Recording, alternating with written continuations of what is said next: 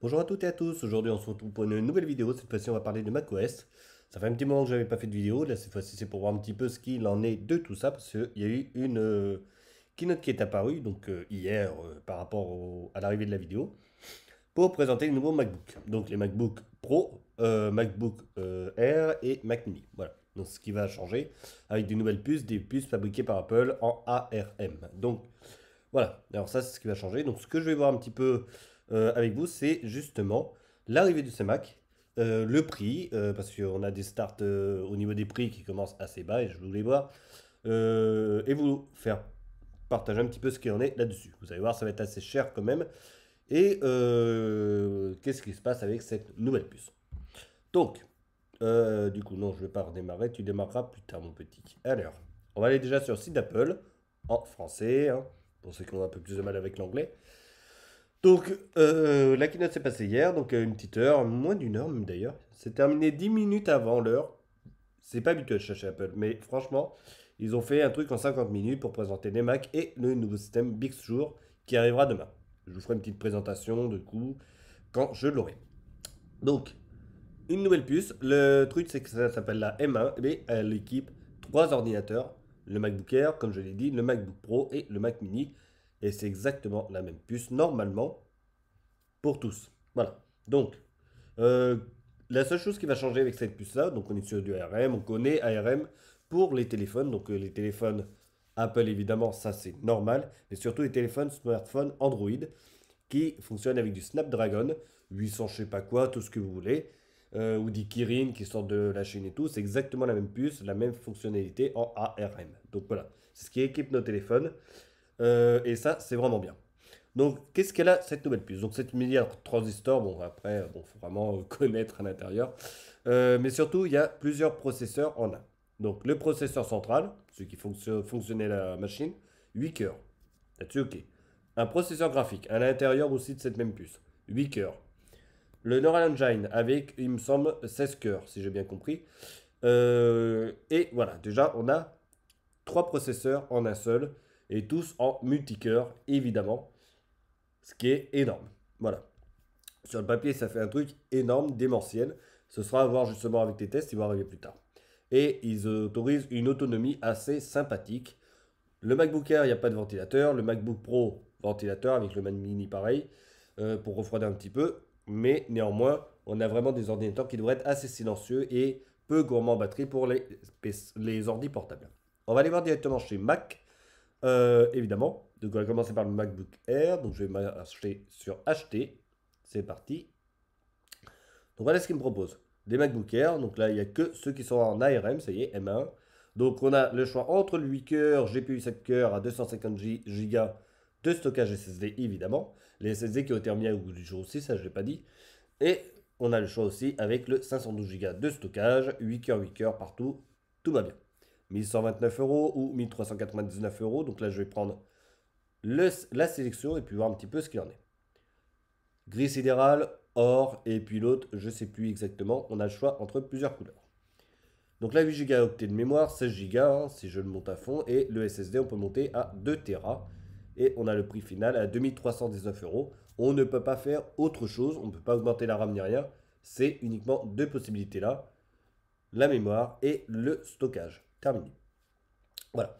Donc, tout dépend de ce que vous voulez faire avec votre MacBook Air, évidemment. Donc, moi, je conseille à mon avis quand même de mettre les 16 Go pour être tranquille pour quelques années. Parce que quitte à prendre un Mac, c'est pas pour s'arrêter au bout d'un an. C'est vraiment pour aller plus loin. Et puis le stockage, bon bah vous voyez, hein, si vous faites pas mal de cloud ou de trucs externes avec des disques durs et tout, le 512 se fera largement.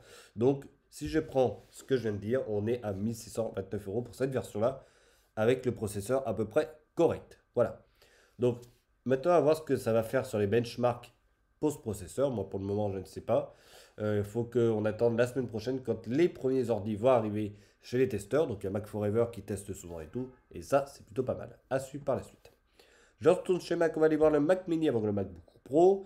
On va faire un petit peu comme ce qu'ils avaient dit sur, évidemment, euh, la keynote. Donc caractéristiques techniques, donc là c'est toujours pareil. Donc on a le choix entre du M1 ou du Intel. Moi ce qui m'intéresse c'est le M1 évidemment. Prix 799 €, 1029 € suivant ce que vous choisissez. Voilà. 4 cœurs de performance, haute efficacité, tout ça, tout. Voilà. Donc c'est bien du 16 cœurs, c'était bien ça. Voilà. Allez, je pars sur le petit achat des familles. Choisissez votre Mac. Donc là, 799. Moi, ce qui m'intéresse, c'est de savoir le maximum. Si j'augmente la RAM et évidemment le stockage. Donc toujours pareil, évidemment, 16 Go sur un ordi de bureau, c'est le minimum. Moi, j'ai 16 Go dans ma machine. Et encore, je me dis que j'aurais peut-être pu aller jusqu'à 32 quand même. Bon, là, 1259 euros, c'est quand même assez cher, quand même. Mais on a la petite puce qui va bien, tout ça. Et comme j'ai dit, il faudra voir au niveau des performances. Et si je monte à 2 Tera, 1949 euros pour votre petit Mac mini. Voilà. À voir par la suite. Donc voilà, ça vous donne un petit peu des idées. Et on a le choix avec du Intel. Alors Intel, oh là là, pour ajouter la puce graphique, tout ça, ça monte vraiment les prix de manière assez sympathique. Voilà. MacBook Pro 13 pouces, c'est parti. Donc pareil. Donc on a notre MacBook, tout va bien, 2,1 fois plus élevé, tout ça. Caractéristiques techniques, on va voir un petit peu. Argent gris sidéral, on a le choix entre les deux. 1449 euros, 1679 euros. Et voilà. Alors il y a un truc qui m'embête un peu, c'est la résolution. Alors je vais vous expliquer après 2560 par 1600 pixels. Donc ça, c'est le MacBook Pro, c'est le même que sur le MacBook Air. Alors MacBook Air, c'est bien. Et MacBook Pro, c'est bien normalement aussi. Néanmoins, moi je me dis que pourquoi on va pas directement sur de la 4K carrément. Quitte à avoir des prix assez sympathiques, je sais un peu c'est souvent ça. Mais soit on part sur de l'OLED carrément avec cette densité de pixels qui est, attention, elle est très très bonne, hein. J'ai un ordi, justement, mon MacBook Pro, il a cette densité de pixels là. C'est très bon. Euh, Néanmoins, je voudrais maintenant, soit on fait de l'OLED ou soit carrément passer de la 4K si on reste sur un écran IPS. Je pense que ce serait pas mal et ça vaudrait beaucoup mieux, ou plutôt ce serait beaucoup mieux pour Apple. Ça ferait une image toujours très bonne pour eux et je pense que ce serait pas mal. Voilà. Allez, ça c'était peu petit coup de gueule, si on peut dire ça comme ça, vite fait. Ensuite, donc évidemment, le minimum 1449 euros avec la petite puce M1 qui va bien, 256 Go de stockage. Ça, c'est le minimum. Et puis là, évidemment, j'ai le maximum que je peux faire. Pareil, 8 Go ou 16 Go. Alors pour un MacBook Pro, franchement, je trouve dommage d'avoir que 16. Voilà. Même si c'est du 13 pouces, tout ça. Franchement, j'aurais bien aimé qu'il monte un petit peu. Et le SSD, et là on tombe sur 2599 euros, pour pas dire 2600 directement. Voilà. Là, vous pouvez choisir votre clavier, enfin voilà.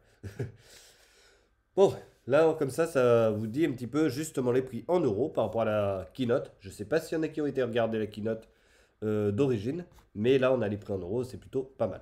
Donc, quand même des prix assez élevés pour le MacBook 13 pouces avec cette puce M1. Et comme j'ai dit, qu'est-ce qui se passera par la suite?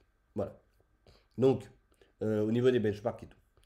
Donc, voilà un petit peu pour les Mac. Donc, évidemment, on aura la macOS Big Sur qui se trouve ici. Ça va arriver. Voilà. Donc avec des nouvelles fonctionnalités normalement. Donc ça c'est plutôt pas mal. Alors, qu'est-ce qui nous fait? Ok. Oula.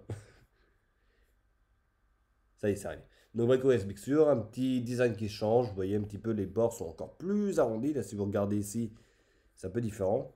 Et les icônes changent. Voilà. On passe sur des icônes type iPhone carrément. Là, vous voyez, c'est des icônes qui sont découpées correctement en fonction de l'icône. Voilà. Et là, on se retrouverait avec des vrais carrés, à part le dossier et la benne. Ça va être des carrés et tout sera sur ce même form factor, plutôt carré, avec du certains pixels sur certains pixels de côté. Voilà. Donc à voir, donc quand je l'aurai, donc normalement ça sort demain, alors je vais peut-être pas faire la mise à jour demain soir en revenant du boulot. Je pense pas quand même, je vais peut-être la faire ce week-end et puis je verrai par la suite. Parce que maintenant qu'on est confiné, j'aurai le temps de faire une petite mise à jour sympathique de macOS, malgré tout. Voilà. Et puis cet ordinateur, il le voudra bien. Voilà. Bon, c'est fini pour cette vidéo. Alors pour petite comparaison par rapport à ce que j'ai fait là, le mien c'est du 16 pouces. Ce 16 pouces passera plus tard sur les puces M de Apple, donc peut-être du M2 ou du M1 Bionic ou je sais pas quoi, on verra par la suite. Celui-là c'est 16 pouces, Intel, évidemment, en i7. Et puis, alors je vais aller sur à propos de ce Mac, ce sera peut-être beaucoup plus simple. Voilà. MacBook Pro, Intel Core i7, 6 cœurs, tout va bien, 16 Go de RAM, Et puis voilà, vous avez la puce graphique qui est intégrée, mais j'ai aussi la carte qui fait 8 Go en plus. Ce qui n'apparaît pas là, ce qui est, ça, à chaque fois je ne comprends pas moi. Voilà, et puis le moniteur, voilà, 3072 par 1920 pixels, c'est la dimension de mon écran. C'est énorme déjà, c'est énorme. Voilà. Donc, ça comme ça vous donne un peu l'idée. Puis le prix de base était à 3000 € pour cette version-là avec les performances que j'ai demandé. Donc pourquoi j'ai demandé une bonne carte graphique? Parce que justement, si je veux faire un petit peu de montage vidéo et tout, au moins je suis tranquille. Il y a vraiment que ça. J'ai fait un petit peu de montage photo vite fait. Je m'amuse avec GIMP. Bon, c'est pas grand-chose quand même. Mais je me dis que sur le temps, moi je serai tranquille. Et malgré tout, je pense que j'aurais peut-être pu aller sur du 32 Go de RAM. Ça aurait peut-être pas été mal non plus. Notamment pour faire justement de la virtualisation, ce que je fais pas mal pour vous. Allez, on se retrouve pour une prochaine vidéo. En attendant, portez-vous bien. Faites bien attention à vous, votre famille, tout ça. Même si c'est très long, ces histoires de coronavirus, c'est chiant. Mais bon, on va s'en sortir un jour. Allez, ciao tout le monde.